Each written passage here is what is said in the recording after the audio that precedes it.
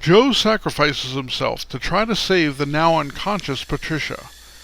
He doesn't drink any water. Joe spends days and nights in solitude with the only music from the radio and his ukulele to keep him company. Joe seems to maintain good spirits. Joe is going through the type of fast associated with Jesus. Fasts in religion have a cleansing effect, and Joe is being rid of the pettiness he once had. If Joe survives the fast, he'll emerge as something greater than a mere man. The rising giant moon serves as a signal that Patricia, who represents the moon, is coming back. Keep in mind that the other nights shown were moonless, so a sudden full moon is a magical event. It also symbolizes that Joe's personal growth is complete. Where earlier it was uncertain of whether or not he believed in God, he now thanks God for his life. Dear God, whose name I do not know, thank you for my life. Joe is now the man he was meant to be, not the cowering child he was at the beginning of the movie, but a selfless, heroic leader. Are you Joe? Yeah. Are you Joe Banks? Yeah. The Waponies are lost souls. They traded their souls for orange soda. They traded their God-fearing culture into one of Western decadence. Not one of the tribe is willing to sacrifice himself or herself for the good of the tribe.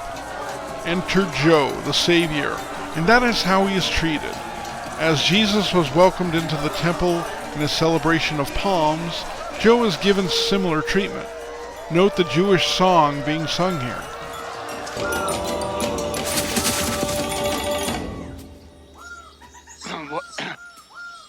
What is that? A teddy bear?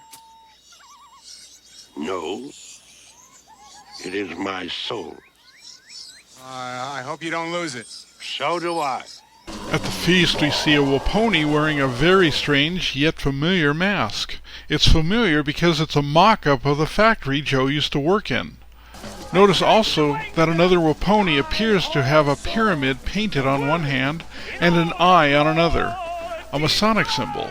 These images reinforce the idea that Waponi Woo is really no different than Staten Island or Manhattan Island. They are all full of lost souls. Once again we see the crooked path symbol, this time as an actual crooked path up the way to hell. Joe is perfectly willing to sacrifice himself for these soulless people. He accepts it as his duty and is willing to forsake his newly found love to do what he feels is right.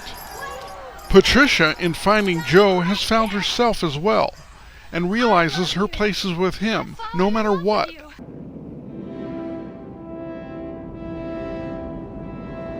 So, she and Joe leap into the volcano to destroy themselves by descending into hell to save the Waponies. But an unexpected thing happens. Hell rejects the two who have proven themselves so worthy and instead consumes the Waponies. This contradicts the Christian story, as the soulless are not saved. Joe and Patricia are once again saved by the trunks and are now gods themselves and will live away from the things of man and happily ever after. Or will they? How did you do that? Going back on board the Tweedledee, Patricia's boat, Patricia had told Joe about how sleeping on a boat affects your dreams. Was this whole part of the movie just a dream through Wonderland? I'm glad you believe me. Have you ever slept on a boat before? No. It really affects your dreams. Yeah.